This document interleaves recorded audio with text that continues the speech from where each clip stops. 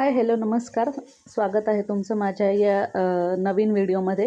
तर आज बघा शुक्रवार आहे. कालचं तर पूजा बघितलीच असेल तुम्ही. आणि आज सकाळी गुरुचरित्राचं पारायण, दत्त जयंतीनिमित्त 7 दिवसाचं गुरुचरित्राचं पारायण करते आहे केंद्रामध्ये जाऊन. त्यामुळे मग जाऊन पारायणाला जाऊन आल्यानंतर ही जी उत्तर पूजा आहे कालची मांडलेली गुरुवारची, तर ती आता मी करत आहे इथे. तर ती कशी करायची आहे ते मी सांगते तुम्हाला इथे. तर सगळ्यात पहिलं आपल्याला जी पूजा मांडलेली असते त्याला हळद, कुंकू, अक्षता वाहून घ्यायचे आहेत. सगळ्यात पहिले दिवा लावायचा आहे. मी दिवा लावायला विसरलेली होती आधी. तर सगळ्यात पहिलं आपल्याला इथे बघा दिवा लावून घ्यायचा आहे. त्यानंतर हळद, कुंकू, अक्षता सगळ्याला वाहून घ्यायचे. देवीला व्हायचे आहे हळद, कुंकू, अक्षता. आणि बाकी जे आपण मांडणी करतो देवांची वगैरे, त्याला सगळ्याला हळद, कुंकू, अक्षता आपल्याला वाहून घ्यायचे आहे. नमस्कार करायचा आहे आणि क्षमा मागायची आहे देवीला. काही चुकलं असेल पूजे मांडणीमध्ये, काही चुकून माकून काय राहिलं असेल तर त्याच्यासाठी क्षमा मागायची आहे. अशी अगरबत्ती ओवाळून घ्यायची आहे. आणि त्यानंतर आपली जी मांडणी आहे ती उचलून घ्यायची आहे. तर इथे बघा मी फ्रंट कॅमेराने शूट करत होते, त्यामुळे तुम्हाला लेफ्ट हाताने वाटत असेल, पण राईट हातानेच मी सगळं काही करत होते. उत्तर पूजा मग हे जे सगळं सामान आहे ते हळूहळू एक एक करून मी सगळं काढून घेणार आहे. आधी ते साईडला ठेवून घेते, त्यानंतर सगळं ठेवणार आहे एकत्र. आधी हे सगळं काढून घेते. तर त्यानंतर हे पाणी ठेवलं होतं बघा मी देवपूजेमध्ये. जसे आपण देवांना पाणी ठेवतो तसंच हे पाणी मी ठेवलं होतं महालक्ष्मीच्या पूजेमध्ये. ते पाणी आपण स्वतः पिऊन घ्यायचं आहे. त्याचबरोबर जर घरात कोण असतील तर त्यांना पण हे तीर्थस्वरूपामध्ये बंटकारांना पण दिवसभर पूजामध्ये ठेवलेलं असतं, त्यामुळे तीर्थसारखं आपण हे पाणी घ्यायचं आहे. त्याचबरोबर घरातल्यांना पण तुम्ही द्यायचं आहे, घरातले जर पिणार असतील तर. त्यानंतर बघा आता ही एक जी पुढची मांडणी केलेली होती मी चौरंगावर, ती सगळी मी काढून घेतलेली आहे. त्यानंतर हे वस्त्र मी बाजूला ठेवून घेते. हे जे बाकीचं जे सगळं मी सामान काढून ठेवलेलं आहे ते मी म्हणजे आहे ताट आहे माझ्याकडे, त्याच्यामध्ये सगळं ठेवलेलं आहे. आपल्याला व्यवस्थित नंतर सगळं ठेवायचं आहे. जे काय आपण भांडी वगैरे वापरलेली होती देवांची, ती आपल्याला स्वच्छ मी घासून पुसून ठेवणार आहे उद्याच्या दिवशी. आणि त्यानंतर आता बघा बाकीची पूजा, ही जी मेन जी पूजा कलश मांडलेला होता महालक्ष्मी आईचा, तो मी आता हलवून घेते. तर हे जे श्रीयंत्र वगैरे आहे ते सगळं मी आधी बाजूला ठेवून घेणार आहे. त्यानंतर आपल्या देवाऱ्यामध्ये ठेवून देणार आहे. श्रीयंत्र, गणपती आणि लक्ष्मी विष्णूची मूर्ती जी आहे ती ठेवून देणार आहे मी देवाऱ्यामध्ये. तर इथं हा आता जो कलश आहे तो हलवून घेणार आहे मी आधी.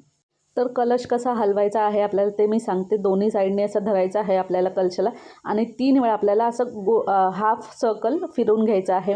म्हणजे पहिलं left right, left right, left right असं फिरवून घ्यायचं आहे. आणि नमस्कार परत करायचा आहे आणि क्षमा परत मागून घ्यायची आहे देवीकडे. आणि आता मग सगळं हा कलश 3 वेळा हलवल्यानंतर जे काही आपण देवीला वस्त्र नेसवलेलं आहे, जे काही आपण अलंकार घातलेले आहेत, मंगळसूत्र गळ्यातलं वगैरे, ते सगळं काढून घ्यायचं आहे. आणि त्यानंतर हा जो कलश व तांब्यावर आपण हे जे मुकुट आणि हे ठेवलेलं होतं, काय म्हणतो पण, नारळ ठेवलेलं होतं, तो सगळं काढून घ्यायचं आहे. आणि ह्यातलं जे पाणी आहे कलशामधलं ते सगळं आपल्या घरामध्ये शिंपडून घ्यायचं आहे. आणि उरलेलं पाणी आपल्याला तुळशीमध्ये किंवा एखाद्या झाडामध्ये वाहून द्यायचं आहे. असंच आपण बेसिनमध्ये किंवा कुठे टाकायचं नाही आहे ते पाणी, आपल्याला तुळशीमध्ये ते पाणी टाकून द्यायचं आहे. तर हा बघा, हा गजरा जो आहे देवीला मी घातला होता तो इतका फ्रेश होता दुसऱ्या दिवशी पण. आणि जसा मी काढला तो एक 5-10 मिनटात कोमेजून गेला होता. म्हणजे माझ्या केसात मी घातल्यानंतर, पण काढल्यानंतर थोड्या वेळ मी घातलेला होता केसांमध्ये आणि कोमेजला होता, तरी पण मी ठेवला होता तसाच केसांमध्ये. आणि अशा प्रकारे बघा पूजा जी आहे आपली, काय म्हणतात ती उत्तर पूजा, ती झालेली आहे. सगळं हे जे काढून ठेवलेलं आहे ते सगळं आपल्याला व्यवस्थित प्रत्येक ठिकाणी म्हणजे ज्याची जिथे जागा आहे तिथे ठेवायचं आहे.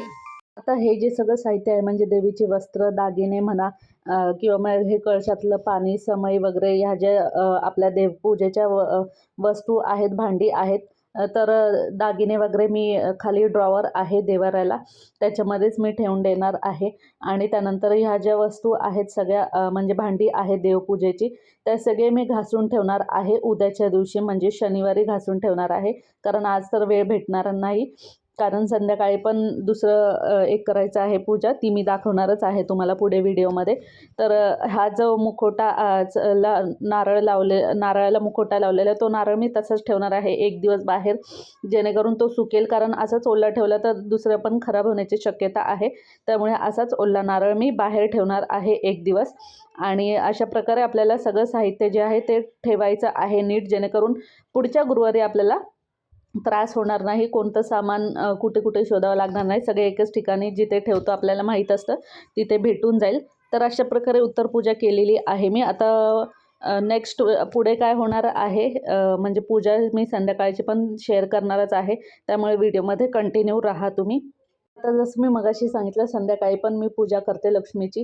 तर ती दर शुक्रवारी करत असते ही मी पूजा संध्याकाळची दिवे लागणीच्या वेळेस, म्हणजे 6:30 ते 7:30 या वेळेमध्ये तुम्ही कधीही करू शकता. तुम्ही पण ही पूजा करायला स्टार्ट करा. खरंच खूप छान वाटतं ही पूजा केल्यानंतर. तर सगळ्यात पहिलं मी दारापुढे उंबरावर वगैरे छान पुसून घेते. जिथे रांगोळी काढणार आहे आणि दारासमोर पुसून घेते, उंबरावर पुसून घेते.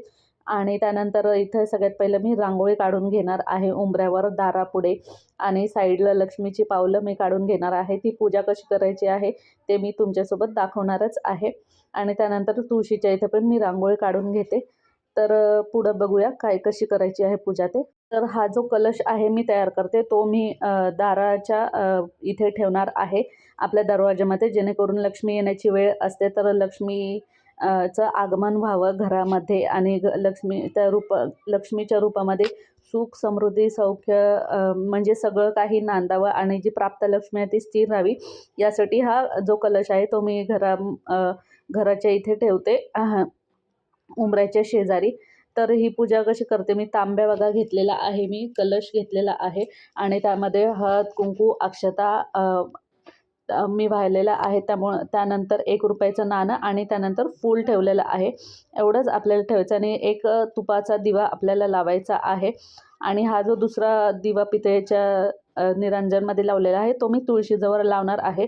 तर आपल्याला इतकं सोपं ही पूजा करायची आहे. रांगोळी वगैरे छान काढून घ्यायची आपल्या दारामध्ये, उंबऱ्यावर वगैरे.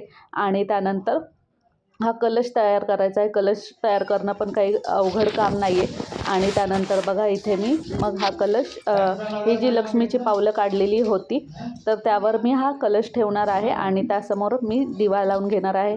तर रांगोळी काढल्यानंतर किती छान वाटतंय दारामध्ये, उंबऱ्यामध्ये. तर हा दिवा मी तुपाचा दिवा आहे, कारण लक्ष्मीला तुपाचा दिवा आवडतो. त्यामुळे लक्ष्मीला मी तुपाचा दिवा, त्यानंतर हा तुळशीसमोर पण मी तुपाचा दिवा लावून घेते. अशा प्रकारे ही शुक्रवारची पूजा मी करते. तुम्ही पण नक्कीच करा ही पूजा. तर अशा प्रकारे छान दिसतं आहे बघा एंट्रन्स आपल्या दाराचा. तर आजची ही पूजा आणि हे सगळं व्हिडिओ तुम्हाला कसा वाटला मला कमेंट्समध्ये नक्कीच सांगा. व्हिडिओ आवडला असेल तर व्हिडिओला लाईक करा, जास्तीत जास्त व्हिडिओ हा शेअर करा. आणि माझ्या चॅनलवर नवीन असाल तर आता चॅनलला सबस्क्राईब करा. असे छान छान पूजेचे, देवपूजेचे व्हिडिओ पाहण्यासाठी, त्याचबरोबर फॅशन, ब्लॉगिंग, लाईफस्टाईल असे व्हिडिओज, छान छान व्हिडिओज पाहण्यासाठी माझ्या या चॅनलला आताच सबस्क्राईब करा. पुन्हा भेटूया अशाच एका नवीन व्हिडिओसोबत. तोपर्यंत टेक केअर, बाय बाय.